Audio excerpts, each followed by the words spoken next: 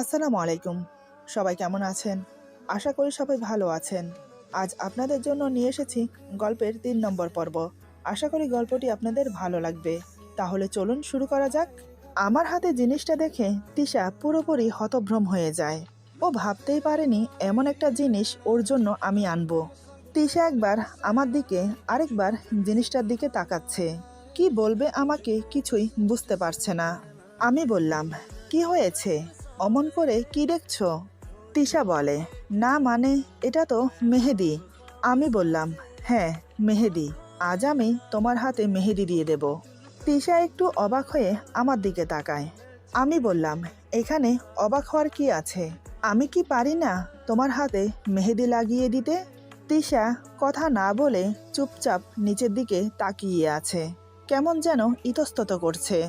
আমি বললাম, আমি কিন্তু মেহেদি লাগাতে পারি না, মানে কোনো ফুল টুল আঁকতে পারি না। সে তারপরও কোনো কথা বলছে না, চুপচাপ নিচের দিকে তাকিয়ে বসে আছে। এবার কিন্তু আমার খুব রাগ হচ্ছে। আমি বললাম, অস্বস্তি বোধ করছো কেন? আমি কিন্তু তোমার স্বামী। বিয়ের পর একজন স্ত্রীর কাছে তার স্বামী সবচেয়ে আপন বন্ধু। এই বন্ধুর সাথে হেসে কথা বলতে হয়, আর বিষণ্ণতা লুকিয়ে রাখতে হয়। আসার সময় মেহেদি নিয়ে আসলাম তোমার হাতে লাগাবো বলে। দেখি, হাত দাও, তোমাকে মেহেদি দিয়ে দেই। যদিও আমি মেহেদি দিতে পারি না। আচ্ছা, আমি মেহেদি যেমনই দিয়ে দেই, যদি হাত বিশ্রী দেখায় তাহলে কি মন খারাপ করবে? সে মাথা নাড়িয়ে বোঝায় না। আমি ওর হাত ধরে চোখ বন্ধ করে ভাবতে লাগলাম কোন হাতে আমি মেহেদি দেব। আমাকে চুপচাপ চোখ বন্ধ করে ভাবতে দেখে তিশা বলে, কি হলো? আমি বললাম, না কিছু না, আসলে আমি ভাবছি কোন হাতে মেহেদি দেব। এবার আমি ওর বাম হাত ছেড়ে দিয়ে ডান হাত ধরে আমার পায়ের উপরে রাখলাম। এরপর আমি মেহেদির টিউবটা খুলে ওর হাতে এলোমেলো করে এঁকে দিচ্ছি। মেহেদির কালার দেখে তিশা বলে, এই মেহেদির কালারটা এমন কেন? কোনো মেহেদির কালার নেই, মেহেদির কোনো গন্ধ নেই, কেমন যেন একটা পোড়া পোড়া গন্ধ। এটা কিসের মেহেদি? আমি বললাম, এটা এটা স্পেশাল মেহেদি। এটা আমি অর্ডার দিয়ে বানিয়েছি বিশেষ করে তোমার জন্য। তবে হ্যাঁ, একটু জ্বালা করবে। আর এই মেহেদির রং এত সহজে যাবে না, দেখে নিও তুমি। তিশা বলে, হুম। আমি ওকে মেহেদি দিয়ে দিচ্ছি, আর সে এই দৃশ্যটা চুপ করে তার চোখে এঁকে নিচ্ছে। এলোমেলো করে মেহেদি দেওয়ার কারণে পুরো হাতে মেহেদি লাগাতে তেমন একটা সময় লাগলো না। আমি বললাম, মেহেদি লাগানো সুন্দর হচ্ছে না, তাই না? তিশা বলে, কে বলেছে? খুব সুন্দর হয়েছে। আমি ওর চোখে তাকিয়ে একটু রাগী রাগী ভাব নিয়ে বললাম, মিথ্যে বলছো কেন? এটাকে সুন্দর বলে? তুমি দেখছি সত্যিটাই বলতে পারো না। খুব খারাপ তিশা, খুব খারাপ। আর কখনো মিথ্যে বলবে না, কেমন? আমার কথার কি প্রতি উত্তর দেবে সে বুঝতে পারে না। আমি মেহেদি লাগাতে লাগাতে বললাম, আমার কাছে কথাটা লুকিয়ে রেখেছো কেন বলো তো? তিশা এবার একটু ভ্যাবাচাকা খেয়ে যায়। তিশা আমতা আমতা করে বলে, কোন কথা? আমি মুচকি হেসে বললাম, আজ থেকে ৩ দিন আগে আমি বাসায় ৩০ মিনিট আগে এসেছি, কিন্তু তোমাকে বাসায় দেখতে পাইনি। আমি বসে বসে তোমার জন্য অপেক্ষা করতে লাগলাম। ঘড়ির কাঁটা বরাবর ৩০ মিনিট পার হওয়ার পর তুমি বাসায় আসো।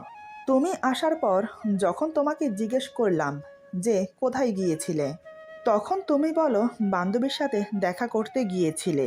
তোমার কথা শুনে আমি আর কিছু বলিনি, কিন্তু এতটা সময় পার হয়ে গেল, অথচ তুমি আমার কাছে এখনো সত্যটা বলনি।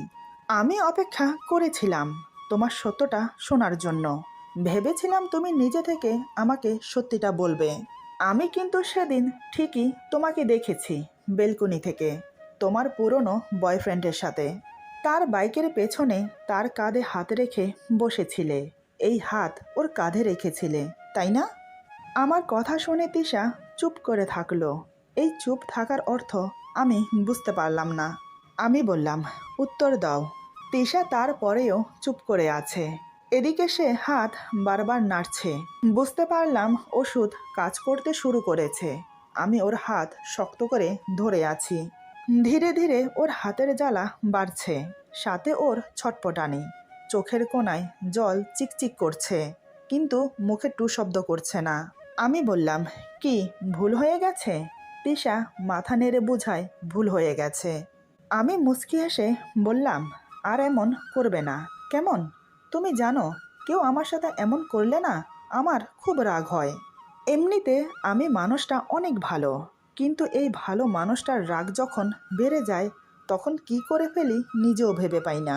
পরে আমি খুব অনুশোচনা করি, এই কাজটা কি আমিই করেছি? আমাকে এমন অনুশোচনায় ফেলবে না, ঠিক আছে? আমার কথা শুনে আর আমার মুখ দেখে তিশা ভয় পেয়ে যায়। আমি বললাম, এই দেখো, মেয়ে ভয় পেয়েছে। এদিকে হাতের জ্বালা বেড়ে দ্বিগুণ হয়ে গেছে।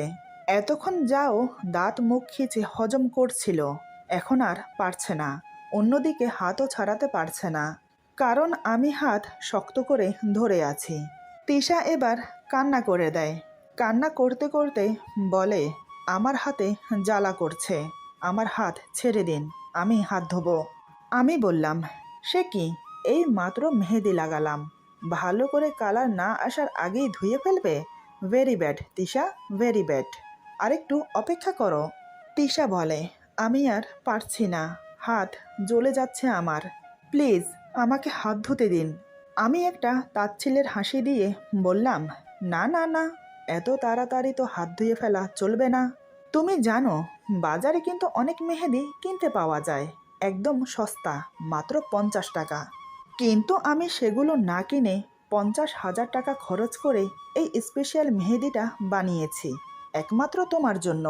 তুমি জানো এই মেহেদিতে আমি কি মিশিয়েছি? তিশা বলে, আমি এখন কিচ্ছু শুনতে চাই না, আমাকে হাত ধুতে দিন প্লিজ, জ্বলে যাচ্ছে আমার হাত, আমি যে আর পারছি না। আমি বললাম, সেটা হচ্ছে না, যতক্ষণ না আমি চাইবো ততক্ষণ পর্যন্ত তুমি হাত ধুতে পারবে না। এই হাত তুমি রেখেছিলে ওর কাঁধে, মনে আছে? আসলে কি জানো, আমি চোখ বন্ধ করে তখন এটা অনুভব করছিলাম যে তুমি কোন হাত রেখেছো ওর কাঁধে। তিশা বলে, আমি বুঝতে পারছি না আমার হাত এভাবে জ্বলছে কেন, কি মিশিয়েছেন আপনি মেহেদিতে? আমি বললাম, অ্যাসিড, তাই তো মেহেদি থেকে পোড়া পোড়া গন্ধ আসছিল। অ্যাসিড যেখানে পড়ে সেখানটায় জ্বলে যায়, আর এ তো সামান্য মেহেদি, তাই তো জ্বলে রাখ হয়ে গেছে। এই শাস্তিটা তোমার প্রাপ্য ছিল, কারণ তুমি অন্যায় করেছ। 1, তুমি আমার থেকে কথা গোপন করেছ। 2, আমার অনুমতি না নিয়ে বাহিরে গেছ। 3, আমার অবর্তমানে বাইরের পরপুরুষের সাথে দেখা করতে গিয়েছ। 4, তার বাইকে তার পেছনে বসে তার কাঁধে হাত রেখে তুমি এসেছ। আর 5 হলো আমাকে মিথ্যে বলেছ। তুমি জানো, আমি মিথ্যে বলা একদম পছন্দ করি না। জানি না আমার কথাগুলো কতটুকু ওর কানে গেছে, কারণ তিশা পাগলের মতো ছটফট করছে। অ্যাসিড খুব খারাপ জিনিস, আগুনে ঝলসাতে তবুও সময় লাগে, কিন্তু অ্যাসিডে কোনো জিনিসকে ঝলসাতে বেশি সময় লাগে না। এতক্ষণে নিশ্চয়ই তিশার হাতের উপরের চামড়া পুড়ে নিচের মাংস পর্যন্ত পুড়ে গেছে, তাই আমি ওর হাত ছেড়ে দিলাম। সে দৌড়ে গিয়ে বেসিনে নিজের হাত ধুতে থাকে, ঠান্ডা পানি ছেড়ে দিয়ে তার নিচে হাত ধরে রাখে, চোখ বন্ধ করে একটু শান্তি অনুভব করে। ধীরে ধীরে হাতের মেহেদি চলে গিয়ে ঝলসানো হাত স্পষ্ট হতে থাকে। তিশা তখনও চোখ বন্ধ করেছিল। বেশ কিছুক্ষণ পর চোখ খুলে হাতের দিকে তাকিয়ে চিৎকার দিয়ে ওঠে, ওর হাত পুরো ঝলসে গেছে, উপরের চামড়া আর মাংস টুকরো টুকরো হয়ে পানির সাথে ভেসে যাচ্ছে, সাথে দলা পাকানো কালশিটে রক্ত।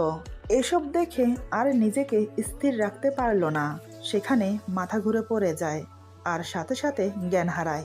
এতক্ষণ যাও ওর কান্নার শব্দ শুনতে পাচ্ছিলাম, কিন্তু এখন আর পাচ্ছি না, তাই আমি উঠে গেলাম কি হয়েছে দেখার জন্য। গিয়ে দেখি ঝলসানো হাতে নিয়ে তিশা অজ্ঞান হয়ে পড়ে আছে মেঝেতে। বেসিনের টিউব কল থেকে এখনো পানি পড়ছে, আমি সেটা বন্ধ করে দিলাম। এরপর কোমরে হাত দিয়ে ওর দিকে তাকিয়ে রইলাম।